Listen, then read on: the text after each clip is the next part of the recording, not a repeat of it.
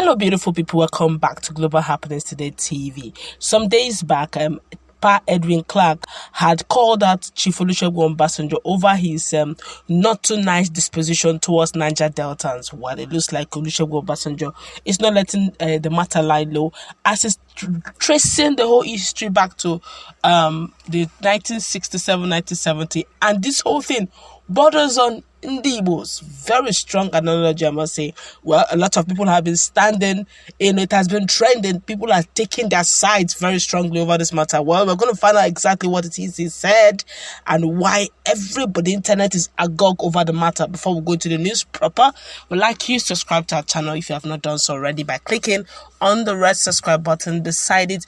You will see a bell notification icon. Please go ahead, click on it to get notified as soon as you update our channel on YouTube. Let's go straight into the news. The Nigeria's former president, Chief Olusegun Obasanjo, has responded to an open letter to him by leader of the Pan-Niger Delta Forum, that's PANDEFF, that's Chief Edwin Clark, accusing him of hating the people of Niger Delta region, noting that he had never shown anger or destruct to the Niger Delta region or any part of the country.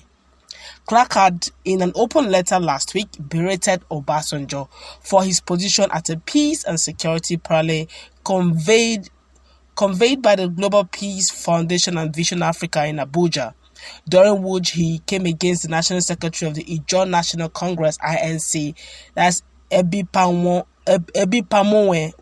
Wodo, and insisted that the oil in Niger Delta region belongs to the entire country. Well, Clark argued that Obasanjo's comments that the oil found in Niger Delta does not belong to the people of the region represent his continuous arrogant stance and disposition against Niger Delta.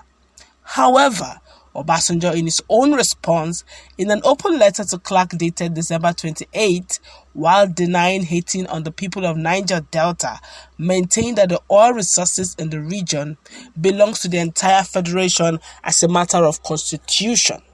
Obasanjo said, and I quote, "Let me proceed with the most basic constitutional fact that you cannot have two sovereign entities within a state, which is what your position of Niger Delta ownership claim of the crude oil found in that location amounts to.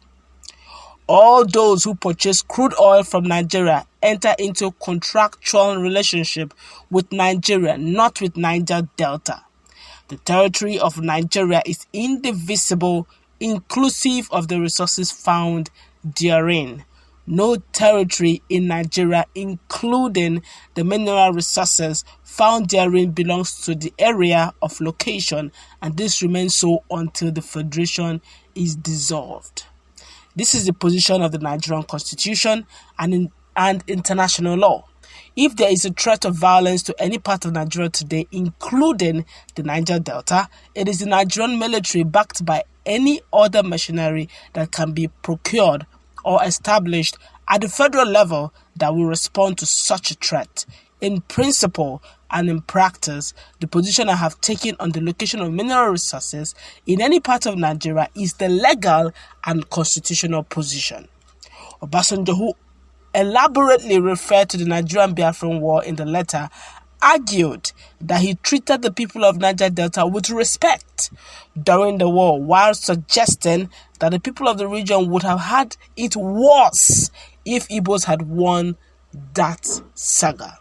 Obasanjo continued, I would be the last person to celebrate the Civil War, a tragedy of enormous proportions.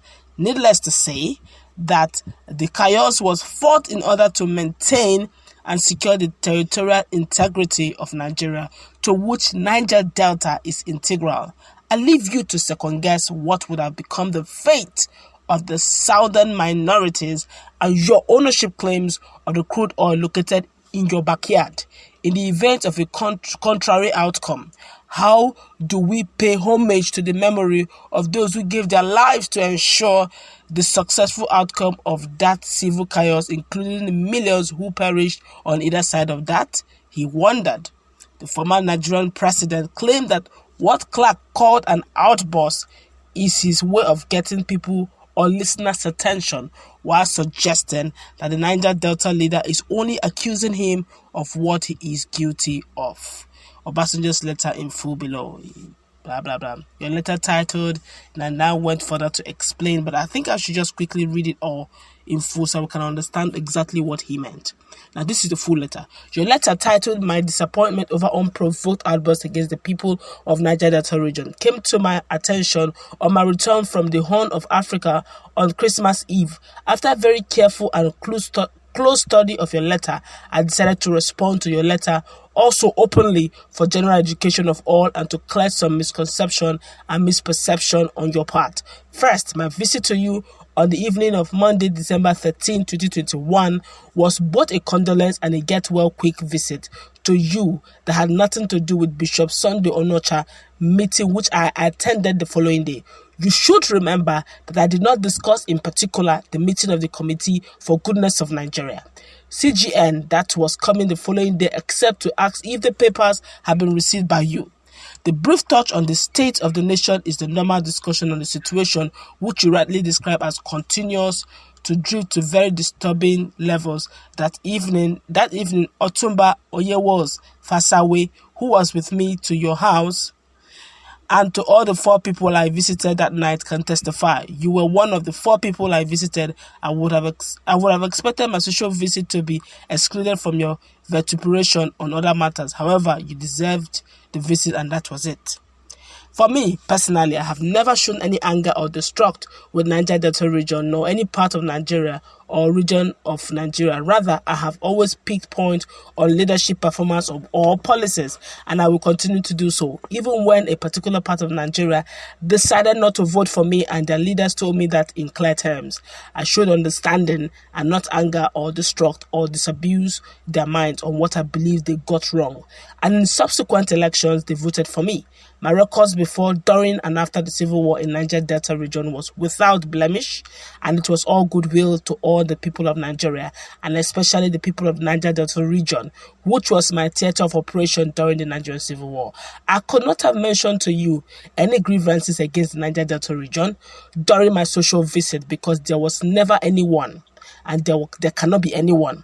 But if you take my holding a constitutional position on federalism and reiterating the position of our past constitution, 1963 constitution, as I understand it, as an anger or a grievance against the Niger Delta region or Niger Delta people, that would be a very wrong position to take, because until I can be legally and constitutionally persuaded otherwise, I will continue to hold my ground, and it is not a matter of emotion or threat or name calling, which do not throw light on the issue or work out which does not strengthen our argument or debate.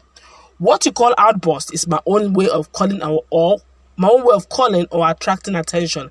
I raise my voice to stamp the desk such that those who are sleeping would have to wake up to listen to me. Even in bilateral discussion, I consciously tap the other person to ensure that I am attracting his or her attention.